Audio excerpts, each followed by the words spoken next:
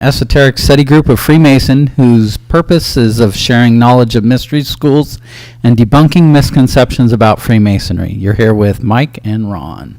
Thanks for tuning in. Any of the opinions expressed on Keepers of the Word do not reflect the opinions of other organizations or Masonic lodges. Today's topic.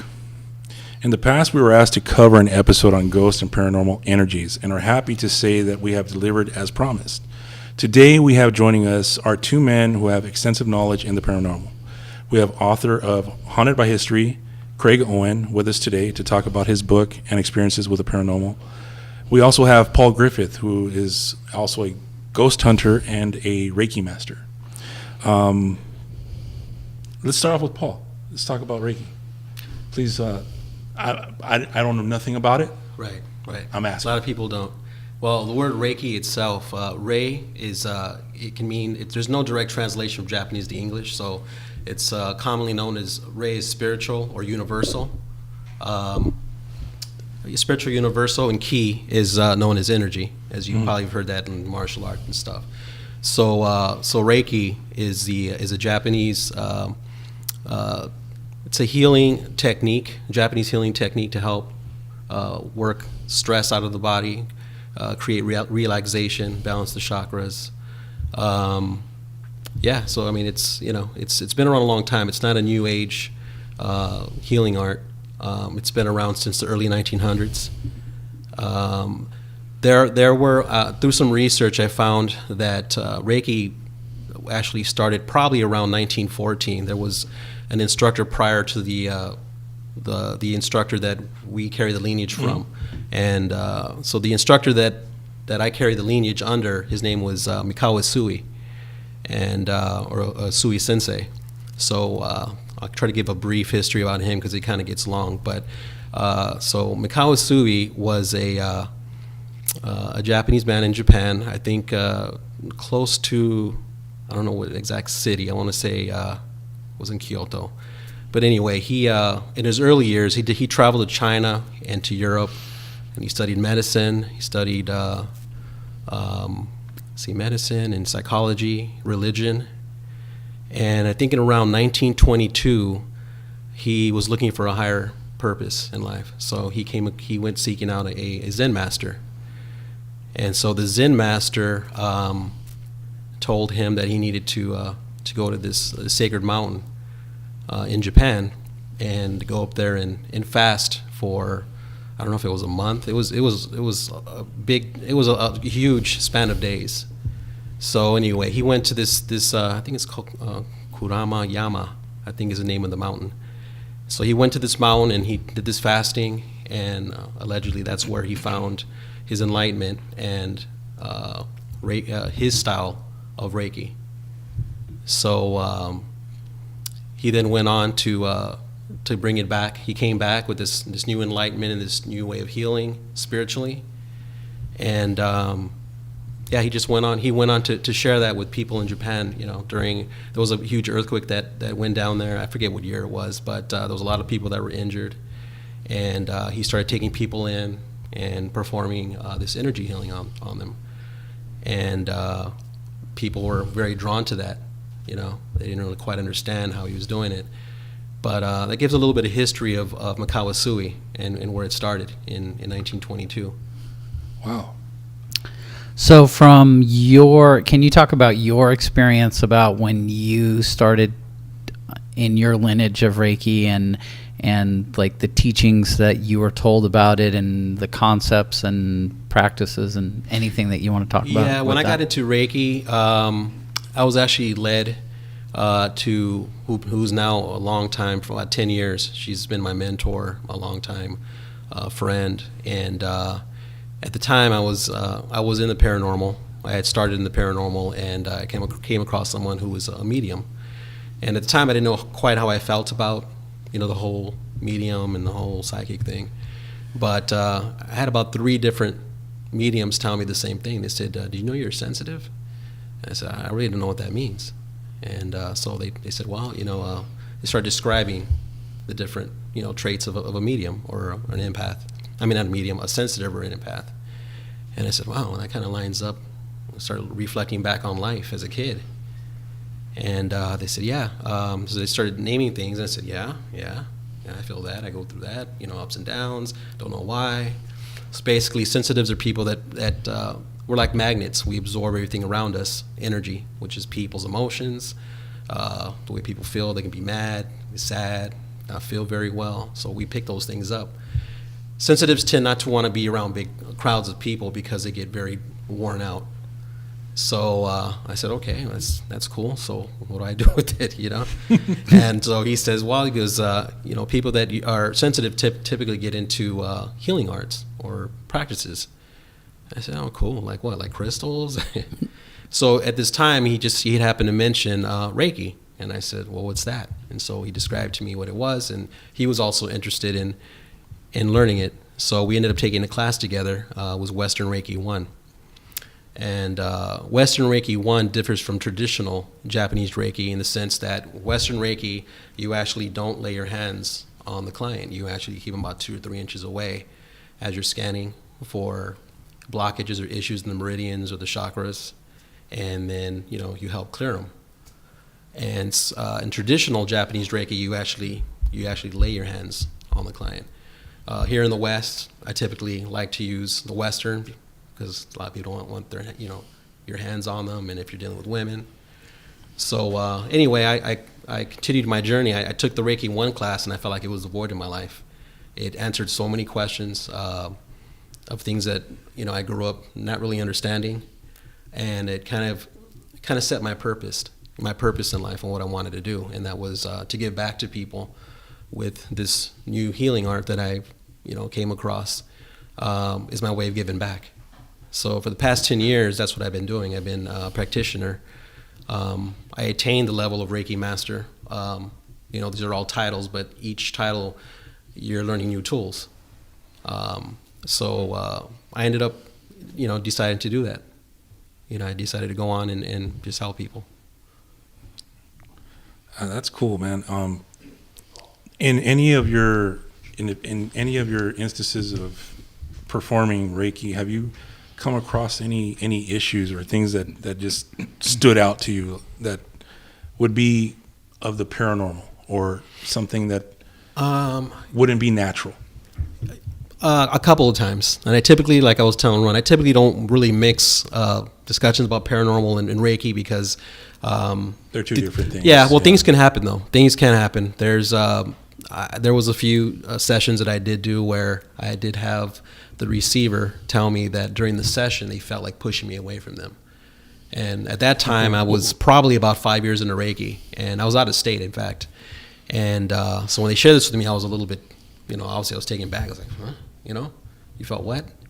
And they go, yeah, I don't know what it was. I was feeling really good, and I was sitting there like this meditative state, and I just had this urge to just push you away from me. I didn't want you to do it anymore.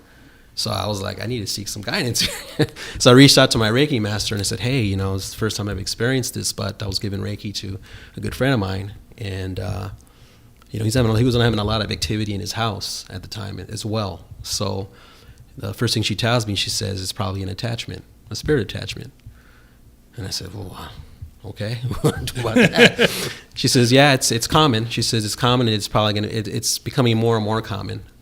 There's a lot more people that are living in places that don't know that are active, that have spirits or ghosts in them. And she goes that sometimes people, when they're going through issues, they're going under a lot, they're under a lot of stress in life or something, they tend to become more vulnerable to these attachments.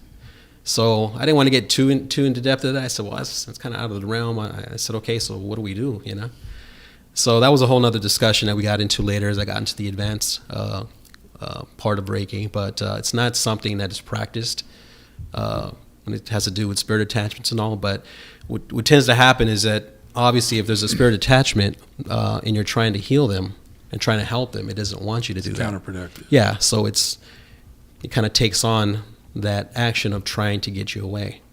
Now, when you're with the client, is there certain things that you're feeling when you're healing that client? Yeah. So basically, with a Reiki session, what happens is disconnecting from the paranormal. Because in a Reiki session, basically what happens is I'll take a client, and we use massage tables. So they can lay out on a massage table or they can sit in a chair. And basically we do what's called a scan. So we'll scan the body, and through the scan, our hands tend to feel sensations. Heat sensations or tingling, which would tell us that there's issues in those parts of the body, those parts of the chakras, the meridians. And I make mental note as I do the scan. And so once I do the scan, I then go back to those areas and I start to administer Reiki. And I do it until I feel that those energy blockages dissipate. I can actually feel the tingling or the heat sensations in these parts of their body kind of go away. So depending on the issues of what they have, it could take several sessions, you know. Like I tell most people, and what's known is that the physical blockages that happen in our bodies through day-to-day stress, emotional things that we go through, is all in the emotional state. So all that breaks down into your physical. Stomach aches, migraines, aches. It plays out some way. Yeah, so that your body is where it takes place, and that's where the blockages occur. It's kind of like plumbing. So once these blockages occur, your body can't do what it naturally does, and that's heal itself.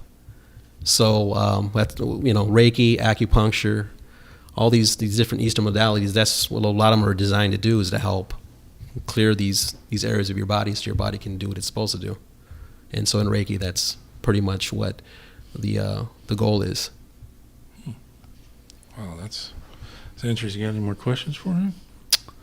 I don't. I can personally tell you that I have had some sessions from Paul on a couple of retreats that I went on, and wanted to be able to center myself and just kind of meditate and relax. And I can definitely say that the times that you provided me with Reiki was beneficial for me. I noticed it. So it was definitely something that helped get me into the state of mind that I needed to be in. So no, it's good to hear. Yep. I remember our first session, actually, we were both in Texas. I remember you asked me, hey man, when I get back, can you try that, And I remember the first scan I did on you. I didn't know what IBS was. I just remember doing a scan on where I was doing distant Reiki, which you can do it from a distance, and that's a whole other story. But at the higher levels of Reiki, you can actually take a silhouette. We take a silhouette of a sketch of a body, and basically that will represent the person no matter where they're at. So we can make this connection with them.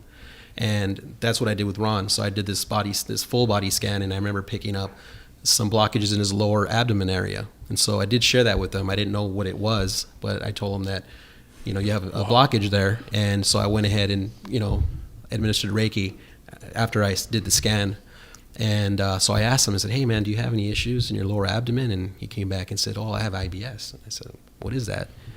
And so, he explained to me what it was. And so, there's a part of it in Reiki, I think, not every person has to go from level 1 to master. Some people take level 1 just because they're curious and just they want to feel it yourself. Yeah, they're just curious. They want to know what Reiki is and to give self Reiki to themselves every day. And then people that really want to pursue it, they'll go to the next level, and masters typically get into teaching.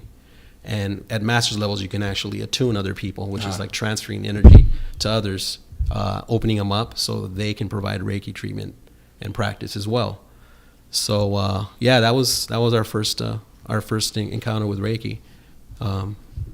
That's cool, man. Yeah. Now let's cross over into the paranormal side with Craig, Haunted by History, Volume 1. Yes. Let's get into that. Well, what do you want to know? I want to know what inspired it. What started you with this path? Well, there were at least 5 or 6 stepping stones, or I always kind of say that maybe I didn't choose the paranormal as a subject, or it chose me. And but it was over the course of, almost over 40 years of just a handful of things that just had me thinking. The first thing that happened was probably when I was about 6, and it wasn't a paranormal experience at all. But what it was is I was living in Mississippi. I was living in Columbus, Mississippi. My dad at the time was at the Air Force Base there, and my parents had made friends with this family named the Snows, who owned a antebellum home, pre-Civil War home called Waverly in West Point. which wasn't too terribly far away. And the Snows had a son named Gage who was about a year or two younger than me. And so this was great because we would have play dates. I was going to this 3-story mansion almost every 2-3 weeks, and sometimes I'd have sleepovers. But during that time, I found out that there was supposed to be a little girl ghost that haunted the place. That was about my age at the time. She was supposed to be about 6 or 7 years old, and she supposedly stood on the stairs outside one of the second floor bedrooms and would call out "Mommy," you know. And at first, Mrs. Snow thought it was her youngest son, Gage, my friend, and so she would, you know, "Gage, are you okay? Are you hurt?" You know, and there'd be nothing. Then they started noticing little indentations on the bed just inside, just by the stairs where this little girl had been seen. And Mr. Snow at the time didn't believe in ghosts at all, but somehow or another this was happening so regularly. At one point, she said, "You're staying home from work and you're coming with me." And so, as the story goes, and I believe it because the Snows were not keen on just making things up. They kept the story really quiet up until 1972 when finally some author published it. But this happened prior to then. But Mr. and Mrs. Snow went up into that bedroom where the indentations were, and they just sat there and just kind of talked among themselves. And the bed was very flat. It was crisp. But they both witnessed an indentation that looked like that of a child suddenly depressed on the mattress. Oh, dude. And it stayed there for over like 30 minutes or so. While they were hanging out there. Right. And so they're like, "Oh, did you see that?" This is before, you know, cell phones and video cameras, so it was just Word of eyes mouth. and Yeah, word of mouth. But afterwards, suddenly the indentation went away, and the skirt of the bed, because it was an antique bed, moved as if like someone It had got up. climbed out of the bed and Right. moved away.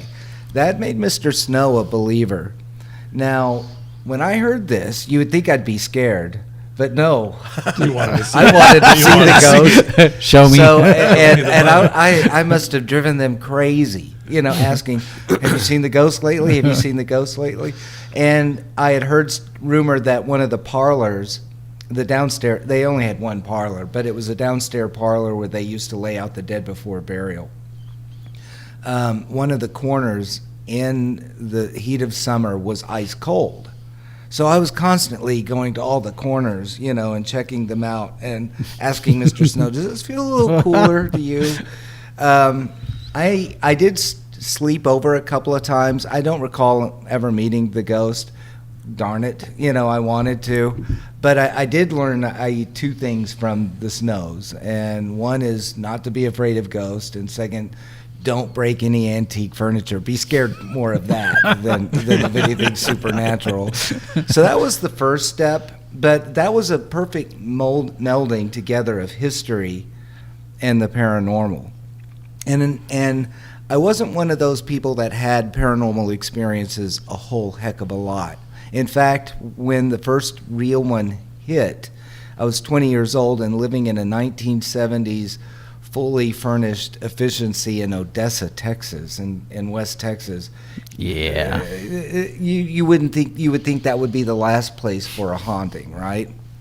Well, that's what I thought when I moved in. And I only lived there a year, but over the course of the year, a lot of different things happened in that room. And I would just dismiss it as, you know, I was too tired or overactive imagination. I literally would rationalize it out.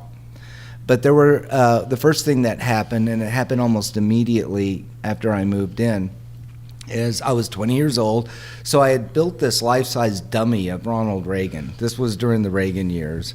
And I just had him there sitting in a corner. And I had this little mouse stuffed in the pocket peeking out.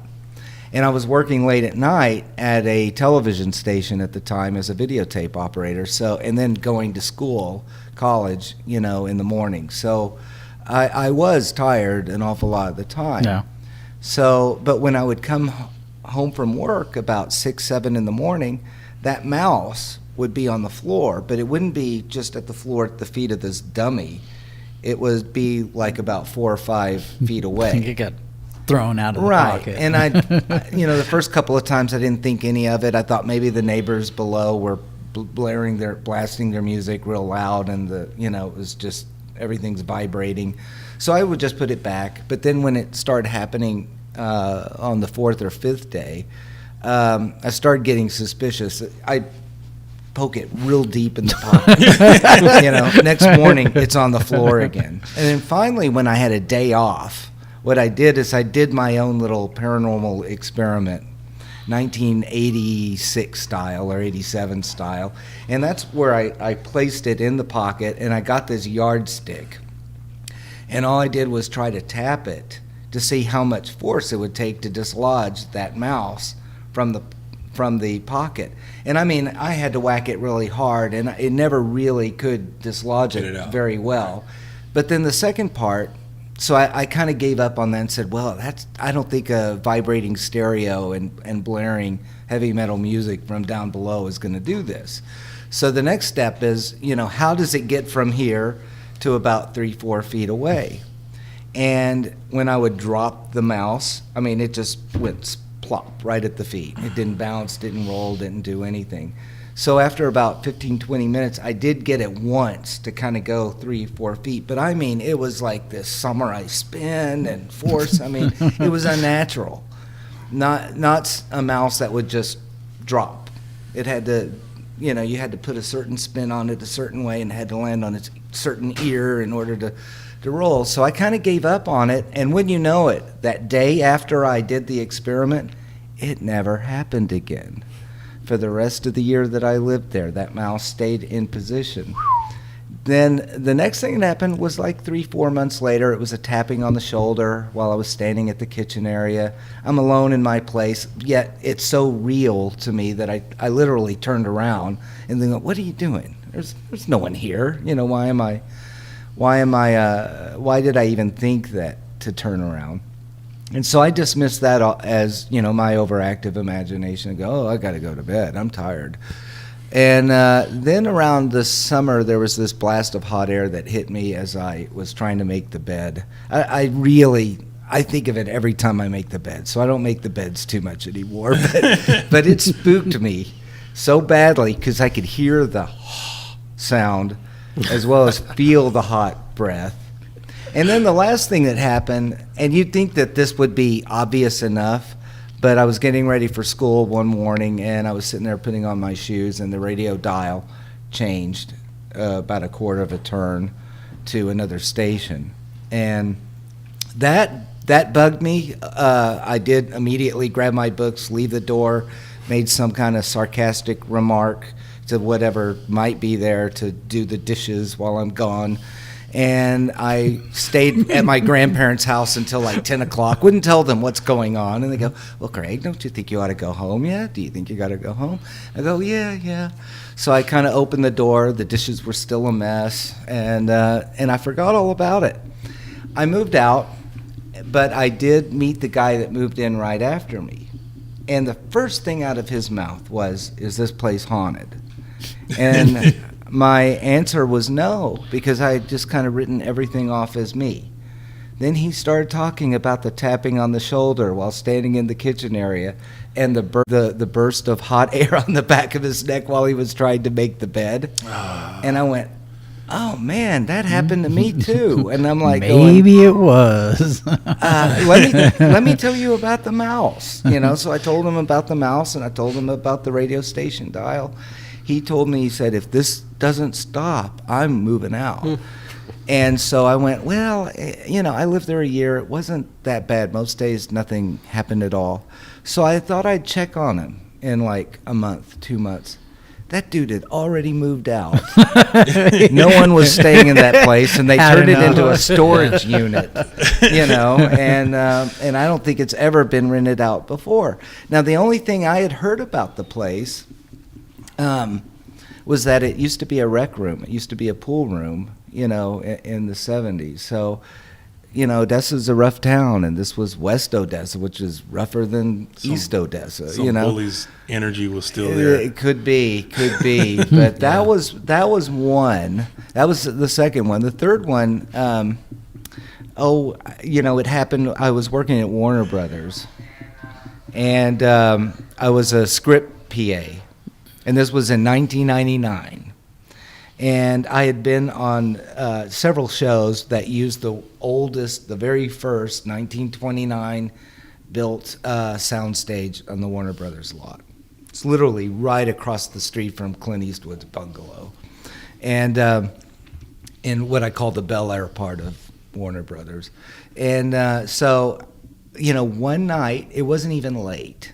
I got the call to come in, make scripts, and that's what I did. I would spend about 2-3 hours making scripts, and I'd go all over the lot, dropping off the scripts for the next day's rehearsal / shoot, and then I'd spend the rest of the night dropping them off at people's houses, and then I get to go home. So it was an unsupervised job, and if you're good, you're always in demand. So I was doing this one show. It was a terrible series, not worth mentioning. Didn't even last one season. But I was at that soundstage, and I got the call, and the sun hadn't even set yet. And I go into this soundstage, and as I'm going up these stairs to drop off a bundle of scripts and the wardrobe and hair and makeup, I become aware of this female talking, reciting something somewhere down below in the stage area. And I thought, that is weird. So I decide, well, is it a radio? Is it a walkie-talkie? Is it, did someone leave a TV on somewhere on there? Well, because I had worked at a television station, I knew that every 10 to 12 minutes or so there has to be a station break, no pregnant pauses. There's going to be some kind of music interlude somewhere. So I decide I'm going to stand here upstairs, and I'm just going to listen. I had some time to kill. So I just listened. I couldn't make out what was being recited. I mean, I could make out consonants and I could make out vowels, but it was just gibberish, And I never could quite pinpoint where that sound was. Well, 10 minutes turned into 12 minutes, turned into 20 minutes, turned into 25 minutes, and this woman's still talking. But there's a lot of pregnant pauses, and it seemed like it'd quiet down, and then maybe 8 seconds would pass, and then it'd start up again. And so finally, I said, well, I do have to get back to work. I can't just stay up there all night listening to this woman speaking. And so I decided I would sneak down the steps as softly as I could. I still had one big bundle left to drop in the middle of the stage where this voice was.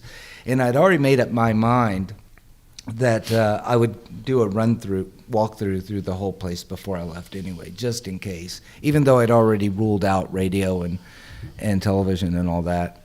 So there is one thing I should point out, though, is that the overhead lights, the work lights that I would flip on in this dark stage as I entered, they usually will flicker, grow dim, and then grow brighter.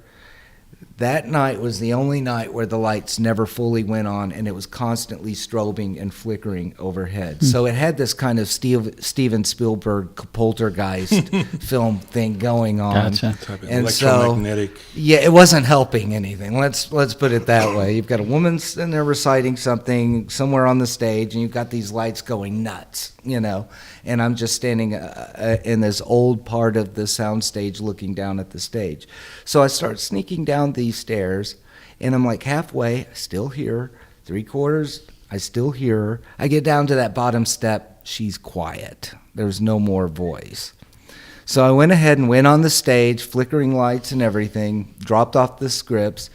I will say that there was a great urge to run. There was something very heavy in that stage area. And I'm not a guy that gets spooked much, but I definitely, my spidey sense was like saying, get out of there, get out of there. And I was stubborn enough to say, no, I'm still going to do a walkthrough and look for a television or a radio or someone hiding in the wings trying to pull a prank on me, something. So I went through, didn't find anything.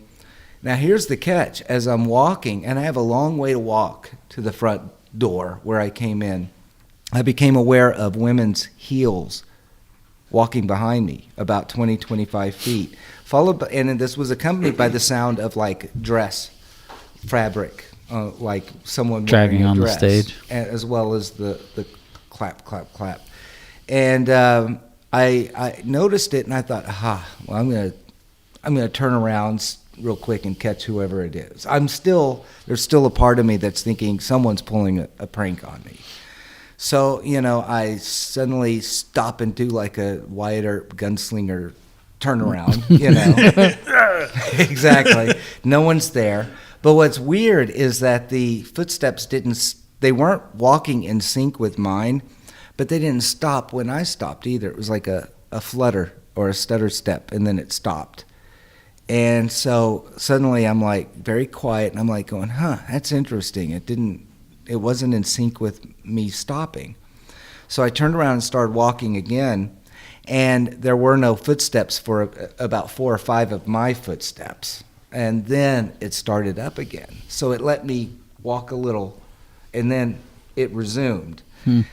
This time, it was getting closer. It was about 10 feet, it sounded like, behind me. And by this time, I had gone into the wide open space of the soundstage. So there was nothing for anyone to hide behind. So I felt like if someone's pulling a prank on me, I have them dead to rights now. Dead to rights. There's no way they're going to do that. So I do my gunslinger turnaround. Nothing. And once again, the footsteps stopped, but not at the same time as me. It was like a little stutter step, like one extra step, And that did it. So I walked very fast to the front door, and I went out, and I was like having a cigarette outside my golf cart, for about 10, 15 minutes going, what was that? What was that? And there is a punchline to this story, a couple of punchlines. No one ever came out of that stage. The next day, I tried to tell my supervisor, what happened, or I would even ask security, did you ever hear any stories about the soundstage? No one would believe me, and here's why. That incident happened on Halloween in 1999, and because it happened on Halloween, no one believed my story whatsoever. So the lesson I learned, because I knew what I heard, and all I had was a pager, so I was going to carry a recorder with me from now on. If I start going to these places that are old and whatnot. And what was interesting is it took about 17 years for me to validate this. But when my book came out, I was visiting a store, and one of the people that walked in the store knew who I was, and he was a security guard at Warner Brothers. And so I said, "You're with Warner Brothers?" I said, "Well, I've got a story to tell you." So I started telling him the story, and before I could even finish, he said, "That sounds stage 4, isn't it?" And I went, "Yeah."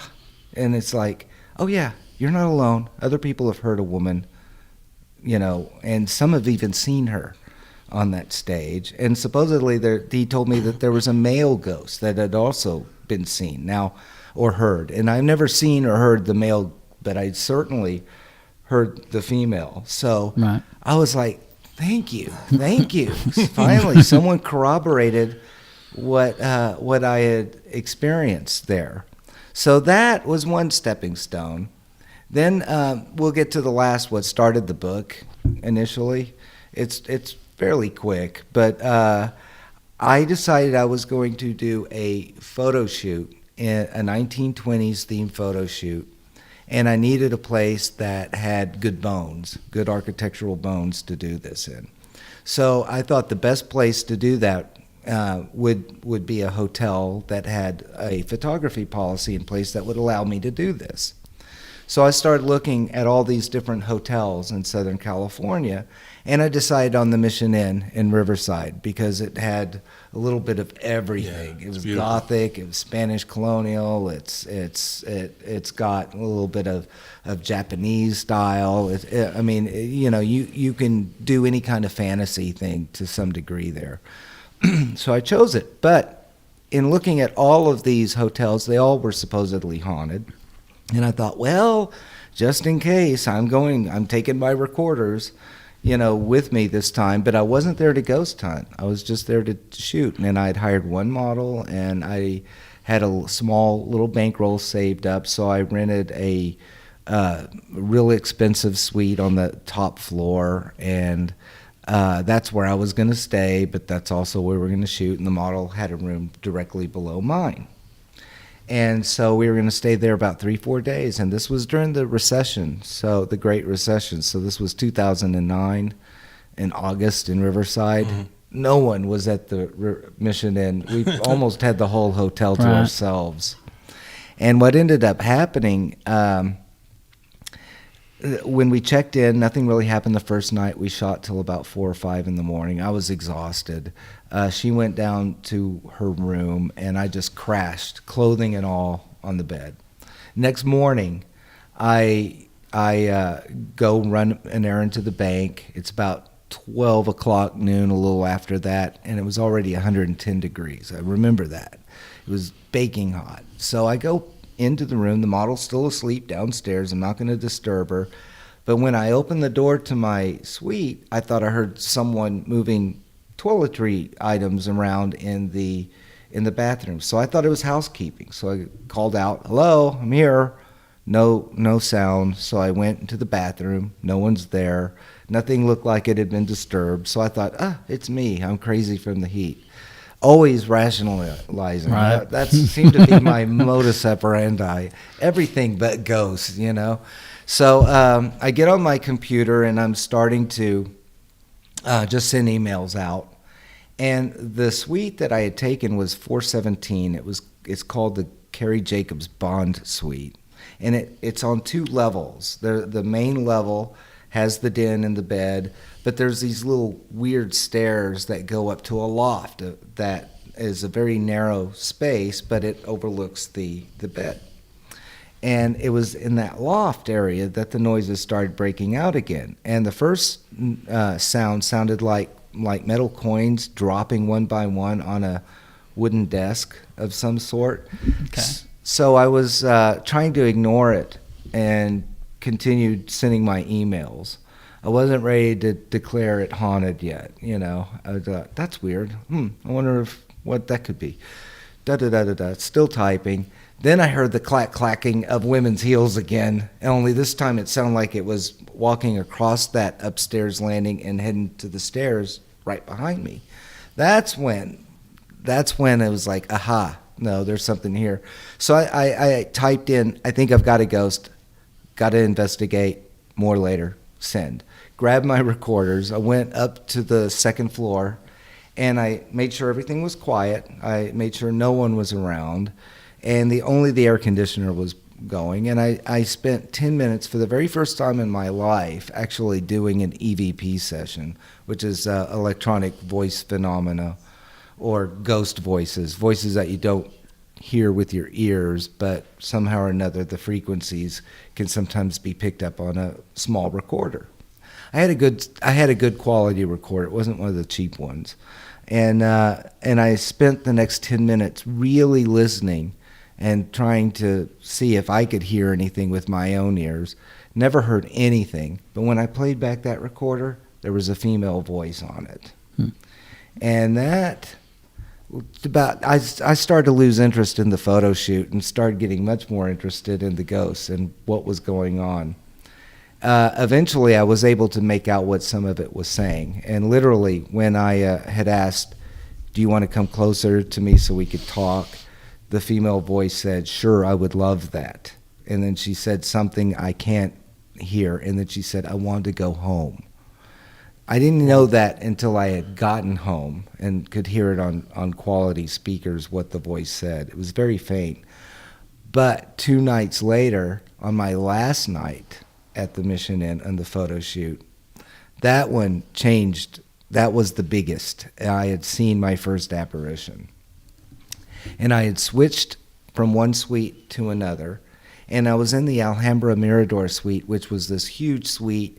If you've ever been to the Mission Inn, you'll know what it is, because if you look up, there's this little balcony in this building, and you can just look right down into the middle of the courtyard. That's like one of the most nicest suites there. But for whatever reason, I hated it. I mean, there was just some really heavy going on there. Yeah.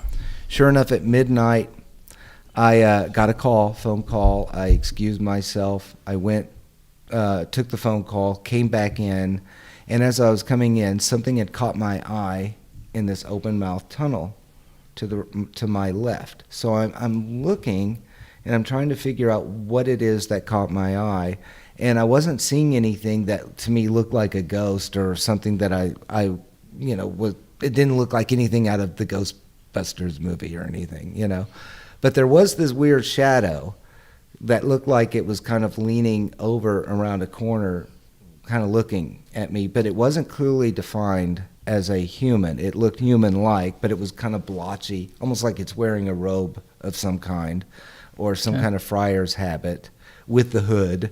And just as I was beginning to look at that and go, I wonder what's casting the light on that shadow, it suddenly zipped around the corner right in front of me.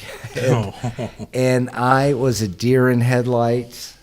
Finally a voice said, dummy, go look, go look around the corner. So I walked over and I looked, and it was just this real short hallway that went to 2 doors. One door, I later found out through research, was the most haunted suite at the Mission Inn, and the other went to another door that was going to be to the bedroom that I was going to be sleeping in later that night. So I walked in to the suite literally looking like I had seen a ghost, and there were other smaller things that happened, but that was the big thing. And finally, about 4:30 in the morning, I'm so exhausted. It's like ghost or no ghost. I think I could sleep now. But once I woke up and checked out, I went home and I slept with the light on for the next 10 days in my house because it was what was called a shadow figure, and I did not believe in them at all at the time. In fact, if you were to have met me in 2009 and said, oh, what do you think of shadow figures, I would have given you this long tirade about how it doesn't exist, that, people that see shadows in the dark, come on, give me a break, It's just someone in the other end of the room. Well, guess what? I saw one, and I had to completely reevaluate everything. So your history, going from when you were younger all the way until that moment, really inspired, haunted by history. Which is a mixture of history and the paranormal. Because, see, I've reached the conclusion, and there's something in the past. That's what these hauntings are. It's either an energy from the past, an emotion from the past,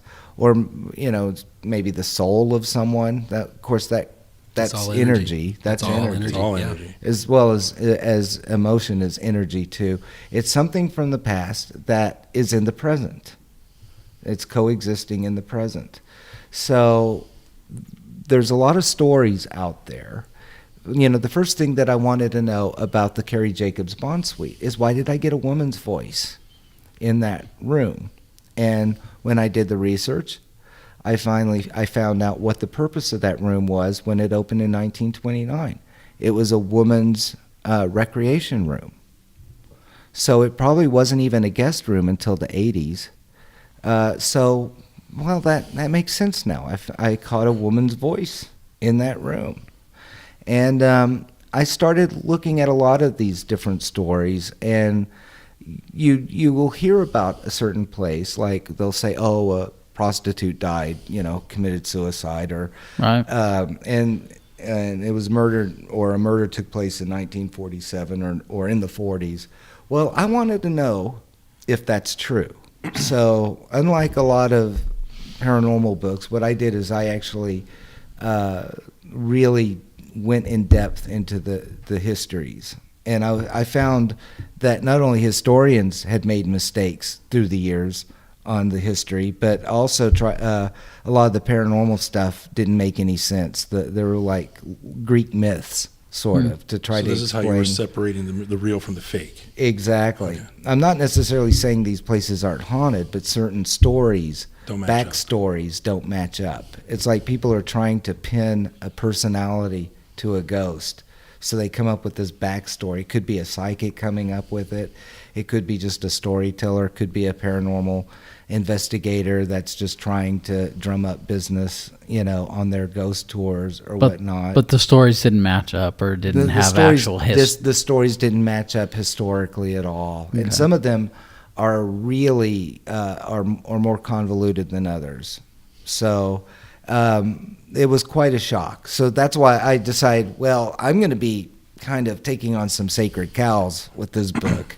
So I better footnote everything.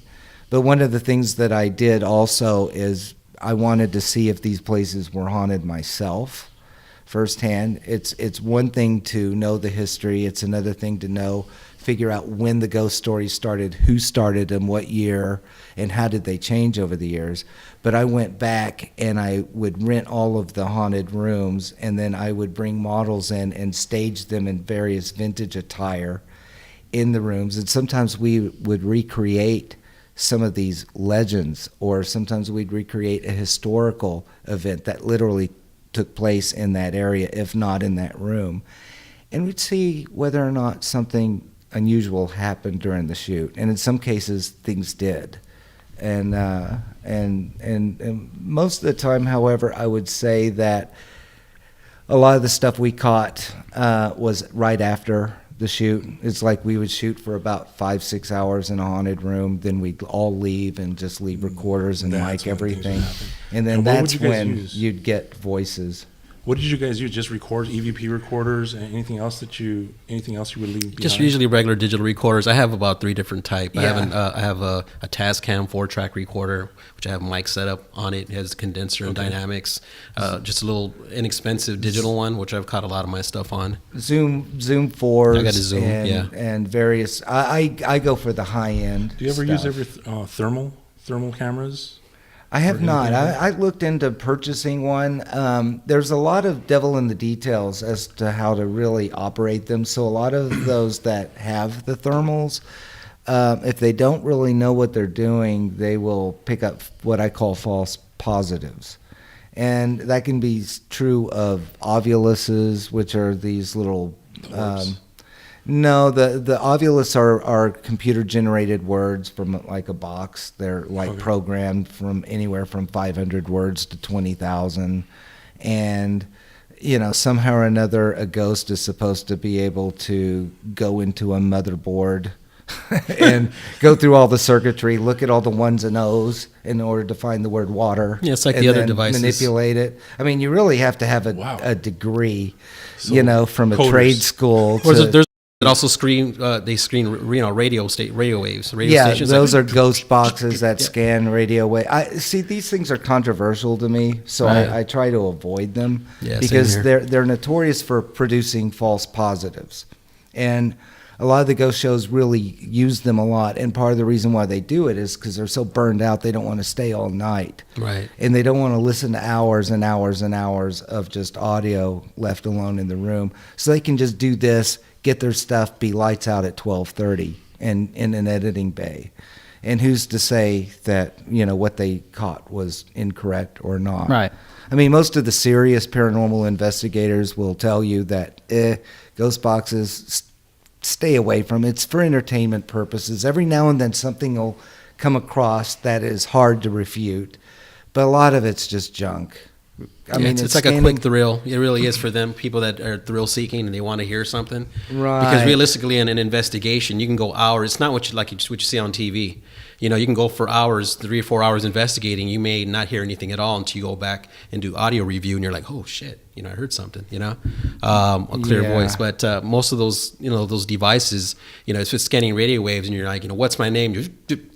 Right. Most of the stations are AM. Most of the stations are AM. Yeah. So, it's going to pick up some kind of you're going to be able to pair. Somewhere. You're going to be able to pair something up with what you asked. And there is enough confirmable scientific study that we try to bring chaos out of disorder. Right. I mean, we try to bring order out of chaos. I said the exact opposite, but and so when we hear bits and pieces, we try to just subconsciously and consciously at the same time simulate we're trying to assign meaning and to these blips and noises.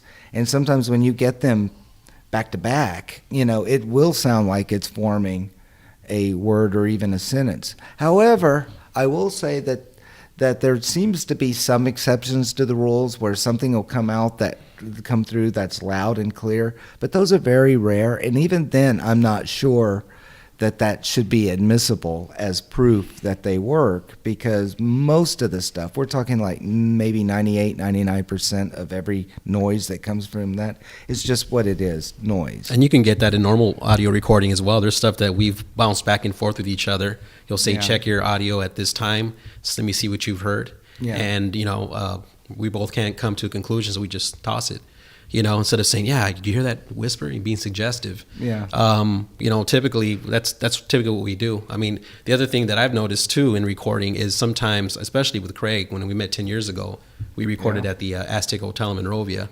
And it's probably one of the most active places, one of my favorite places that we both investigated at. This is where we cut our teeth as paranormal investigators. And he captured a lot of stuff on video cam and audio recorders. And what I did notice is that what he picked up really loud by his recorder was really faint on mine. So one of the things that we came to believe is possibly these energies or these voices are coming in certain areas of the room, because they're louder in certain recorders that were closer to that. And you guys were definitely in different locations of the room where your recording devices were picking. He had recorders laid out, and I'd send on one end, he'd send on the other. And when we went back to review, what sounded really, maybe muffled to me, he his video cam came back with something that said, what was that female's voice that came through real clear? Catherine. Yeah, Catherine. That was mind-blowing. Yeah. Mind-blowing. I mean, it sounds like someone right in the room talking. Female voice. No filtering, not a whisper, not anything like that. It was a voice that just said, Catherine, yet there were no females with us. That was in the basement of the Aztec Hotel. Yeah. But I caught my, probably the best EVP ever was in that hotel, room 120, which allegedly had the most activity, and I was recording in there. He actually did an experiment where he was playing like Prohibition style music in there for about an hour, and then I decided to go in there with a female investigator, and he went into another room with another investigator, and so I was sitting on the bed just asking questions. Now, mind you, he had posted up some old photos of flapper girls, and he had his old hat on the bed. So we're trying to stir up, possible energy. So I was sitting on the bed asking questions, and all of a sudden I felt energetically, like there was somebody else in the room. It kind of shifted. It just felt weird. So I stopped and I said, is there someone here? And then I said, you know what? I'm going to get off the bed and give you a chance to relax on the bed. And as I said that, I didn't hear this in real time, but I played my recorder back. I heard this man's voice sound like a voice from the 30s or 40s. And he says, I just want to go. Very clear. Just like that. In fact, I have that on YouTube. That's how clear it is. Oh, dude. Yeah, it's mind blowing. It really is, because he said it right after I asked the question, and it was as clear as day. Yeah, that was the one that got me interested the most in historical research of these places, because the Aztec, there was no one really knew the real history of it. The old Monrovian newspapers were all on microfiche, and no one was looking at it. This stuff was literally just sitting collecting dust or decomposing. And so I started going there for a few hours every day, and just I photocopied every mention of the Aztec Hotel, and I was able to really put together a very clear idea, very clear history of how that place survived, what the atmosphere was like in its first years, and the failures, the economic failures, because it was not a hit by any means when it opened. It went bankrupt within the first couple of years, and there were a lot of little telltale signs as to why the hotel had problems. And we were talking about the Aztec Hotel and. Right. So I one of the legends that has been said about the Aztec Hotel for decades is that the basement was a speakeasy during Prohibition at one time, and illegal card games and prostitution possibly, was rife in the basement. Now, the basement certainly was active. We caught a lot of stuff. Oh yeah, I got a huge collection. There's no Yeah. proof in the newspapers that a speakeasy ever existed there. However, there is circumstantial proof, evidence that they were serving alcohol, especially at New Year's Eve parties. Because the newspaper would report how they had to turn people away, and no one drives in from Pasadena and Los Angeles to party at the Aztec Hotel in Monrovia if there's not going to have Right. alcohol. And no one's going to be partying till after 2 a.m., as the newspaper would report. So obviously something was going on in 1929 and possibly 1930, 1928, 29, and 30.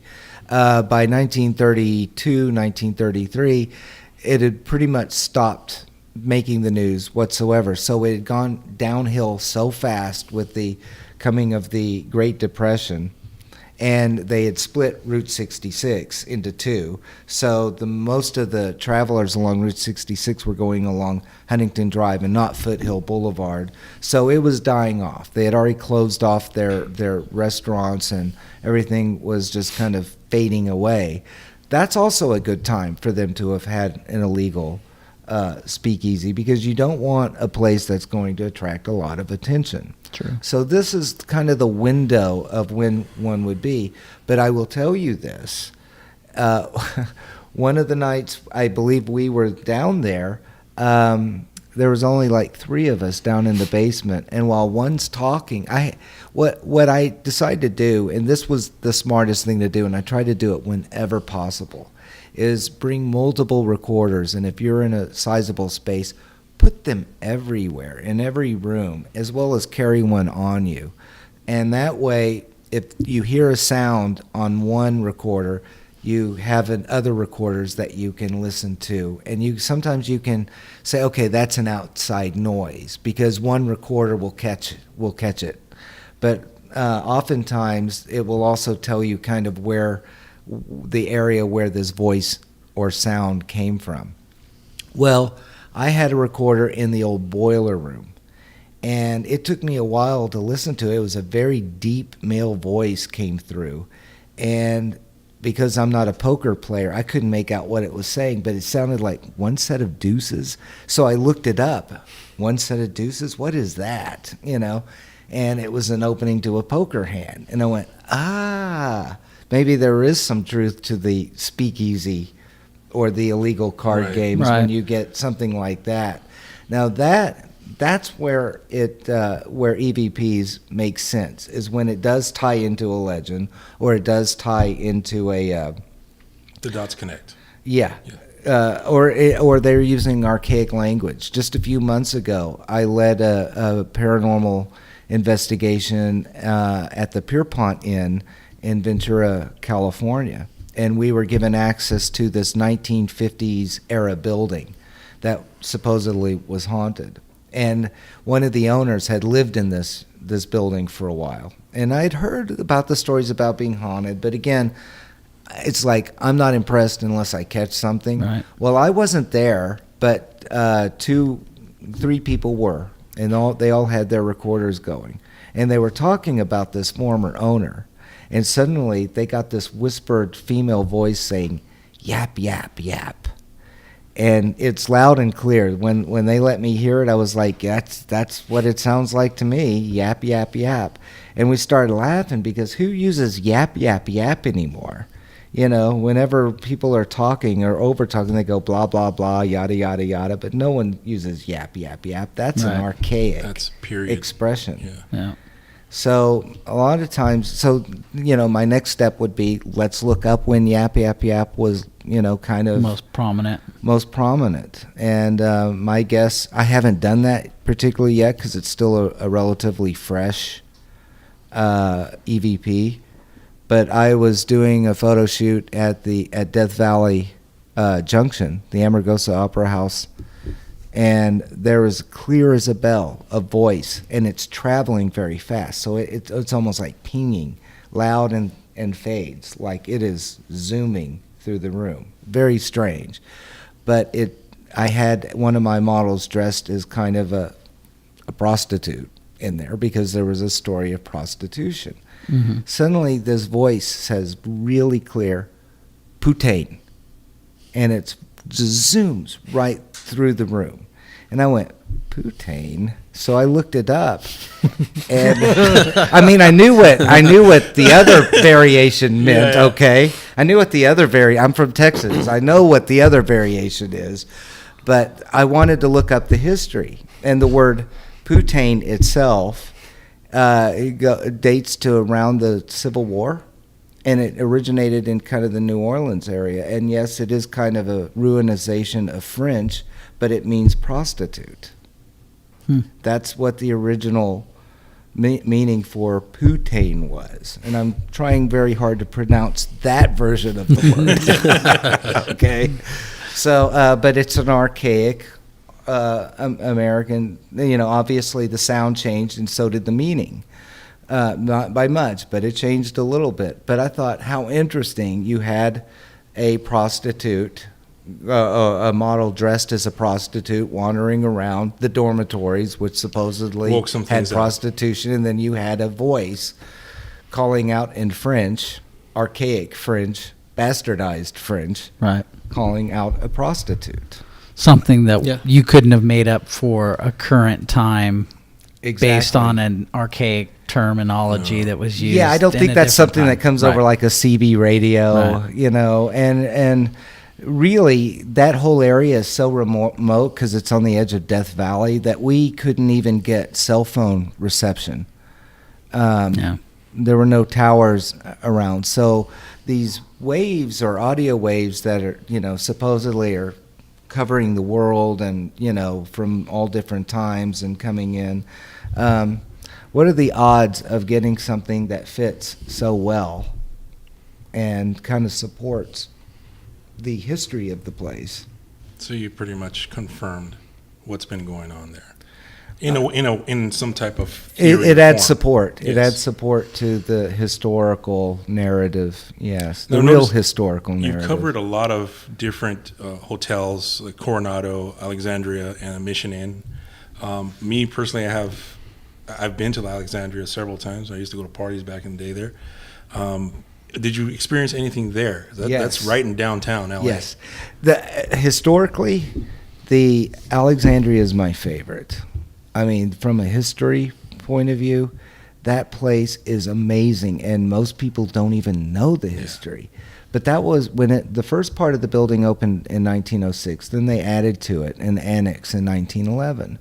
But that was the first 5-star hotel Los Angeles ever had. Mm. It also was the Plymouth Rock for the film industry. When they were moving east and coming to Los Angeles, looking for terrain, trying to take advantage of the weather, because there was a demand now to shoot films year-round for distribution. And most of these film companies were in New York, Chicago, definitely New Jersey, Fort Lee. And so the winters there were really harsh. So they were looking for a place to shoot year-round, especially the winter months. So in 1910, Mary Pickford, D.W. Griffith, Max Sennett, they all came, and it got the ball rolling. By 1915, 1917, that was the major social hub of the film industry. It also had a dark side. It was so wealthy and so ritzy. I think some people literally checked into the hotel to commit suicide just so they could make the news, Now, answer your question, yes. That one I had a very wild experience shooting in the Valentino Suite. Now, the Valentino Suite's on the top floor of the 1911 Annex building. And it is relatively untouched since 1970 when it got this kind of Victorian model. They put in faux Victorian era wallpaper. They put in reproduction Victorian furniture. And they named the suite in honor of Rudolph Valentino. It wasn't because Rudolph Valentino stayed in that room. No one knew what room Rudolph Valentino stayed in. So they just said, okay, we're going to make this one the Rudolph Valentino room. We'll put really blood red, Victorian wallpaper, and everything's going to be really romantic, lots of red and black, something that you can just imagine Valentino, right?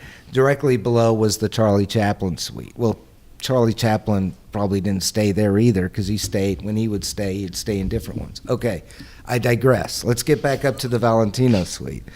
I rented that for a day. I came in at 10 in the morning, started setting it up. It was a rat hole of a place. I mean, there was no air conditioning. Like I said, virtually untouched from 1970. The once deep red carpet was Pepto-Bismol pink from the sun and the heat, And one of the doors to this bathroom, we couldn't even close. The tile was warped from the heat, and so it was like in a permanently half-open position. And so we tried to close it, and it was like, let's not break the door. We'll just shoot around it. And there were lots of fruit flies because all the windows were open, and so we had to fumigate. We brought in antiques. We set up the place, made it look really nice, brought in a model, got her dressed up, and then it got dark. And once it got dark, it got really gloomy in this place. I mean, really gloomy. And I thought, well, rather than add a bunch of light to try to chase away the gloom, I decided, let's try to capture the gloom. Let's use it to our advantage. So I had the one model was in the red room, the flaming red wallpaper room, and she was dressed all in red. And it was a Phantom of the Opera costume without the mask, but she was red and in a red room. And the leasing agent came in after work, and he was being kind of a pain. So I just said, okay, I'm going to give you the spotlight. Go into the next room, which had gold wallpaper, and just shine the light down this hallway on the model. And but it was me really attempting to just get him out of the way, and make him feel like he's important, doing something, but he's basically out of the way and not flirting with the makeup woman or the whatever. So we're in this room and we're shooting, and suddenly I get this. The leasing agent says, "Do you mind hurrying up and getting the shot? It's getting really cold, and I'm getting scared back here. It's getting cold." And I was like, yeah, I've almost got it. Give me 5-10 minutes.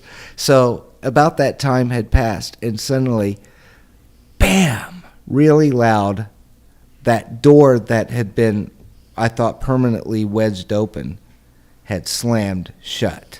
And it slammed shut with such force that all of the glass in this 1911 suite rattled. And we all jumped, and I'll never forget hearing that scream coming from the leasing agent. He screamed. That light he was holding was bouncing all over the walls and everything from him shaking. And I had to get everyone to calm down, and while trying to be, calm myself. Right. We all were, peeling ourselves off of the ceiling because we weren't expecting that.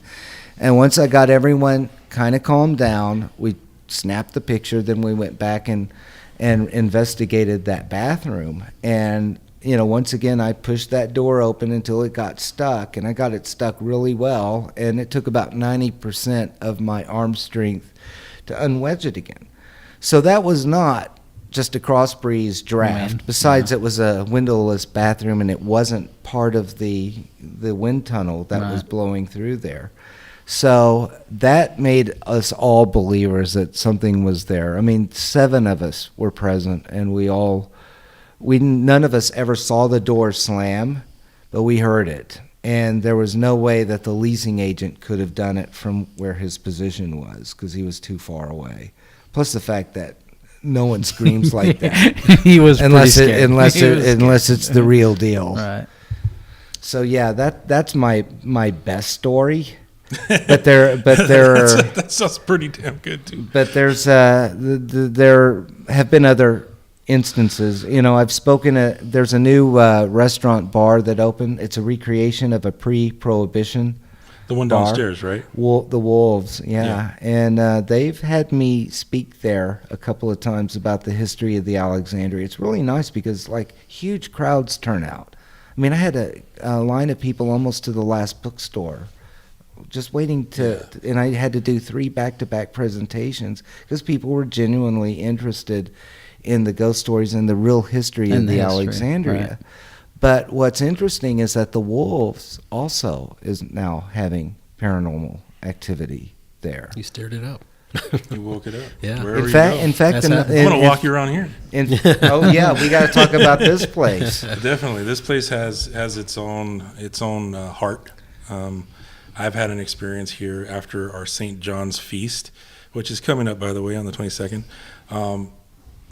We were, I was hanging out here. We got a little drunk. I needed a knocked out right here. And the lodge is right there. It's right next door. Okay. And I'm hearing So you heard walking away. footsteps walking And I away. had 2 of my brothers, knocked out with me. But I'm like, nah, just whatever. And then I heard it again. And you know how you had that idea, let me go check it out. I was the complete opposite. I go, I'm just going to close my eyes. It's not happening. It's not happening. It's not even here. And I let it go. But ever since, I've been very curious because I've always felt something. And it's not bad.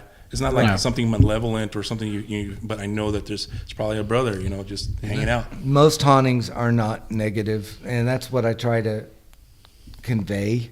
It's a piece of history. It's like a piece of programming that's just stuck there. It's like and you gotta sometimes get a it film out. that replays itself sometimes, Yeah, depending if it's residual or if it's, Every now and then there'll be something that will, make you think, well, that wasn't too nice. But, I've yet to come across anything that I would consider demonic.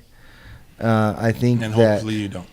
Yeah, hopefully I don't either. I mean, I think it's so rare. And I always tell people, it's like, be careful of ghost hunting shows and paranormal groups that jump to that conclusion. I mean, how would you feel if you went to a dentist because you have a toothache and he goes, well, let me take a look. And you go, oh, cancer.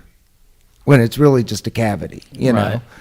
So it should never be a first conclusion or, a first guess. It should be after you've eliminated everything else or there's very certain, very specific bad things. But even, the scratch with the 3 that people sometimes have, I mean, that might even be mischaracterized. I mean, we tend to jump to so many conclusions. Well, I always tell based on people so little information. Yeah, I always tell people, why does it have to be demonic? What if it was the spirit of someone who died in a place that you're residing in, and maybe you're in their space? They feel you're intruding, and maybe they're very aggressive that way.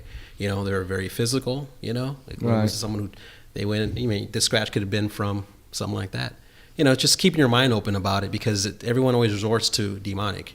Not that it can be or it's not, but it's just thinking of the fact that if it was... I'm not saying that it doesn't exist. Right. I'm just saying that, I'm going to assume that it doesn't until I encounter it. But I'll be, just like with shadow people, once that happens, I'll just add it to the... You actually experience it with... I'll come around. Eyes, come around. That's what it is. Well, I know if I passed and I stuck around, I'm a prankster. I know that I would be scaring shit out of people here and there, just for the hell of it. I know from my personal experiences with some type of paranormal or external energies, for me, it's usually a positive or a negative. It's not so much a demonic versus an angelic, but like all of my experiences here at the lodge have always been very positive energy feeling, nothing that is in any way, shape, or form negative. Yet I've been in places where there was a very negative energy there, and